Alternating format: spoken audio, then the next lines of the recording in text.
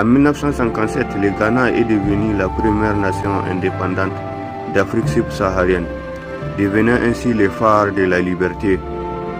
En 1960, Patrice Lumumba donne à Libreville. L'histoire dira un jour son mot, mais ce ne sera pas l'histoire qu'on enseignera à Bruxelles, car les drapeaux nouveaux flottaient comme des ailes d'aigle, brisant enfin la cage coloniale. Les impérialistes ont changé de masque, mais pas de stratégie, disait Thomas Sankara. Ils ont cru nous enterrer, mais ils ignoraient que nous étions des graines. Et maintenant nous poussons à travers le béton de l'oppression. Ce n'est pas une étincelle qu'ils craignent, c'est l'incendie que nous portons dans nos yeux. Les chiens ne sont que des serpents sans venin.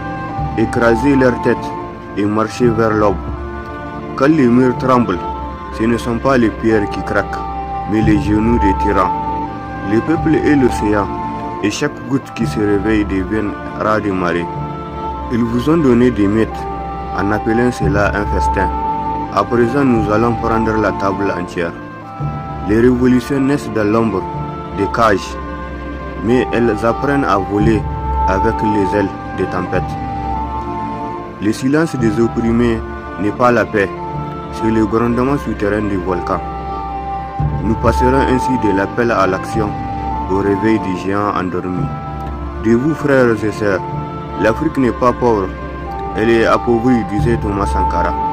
Une jeunesse qui lit et une jeunesse qui se libère. Notre monnaie doit être notre bouclier, notre marché, notre forteresse. Redonnons à l'Afrique sa couronne de récits, de danses et de savoirs ancestraux. Que l'Afrique s'élève, non pas pour pleurer, mais pour régner.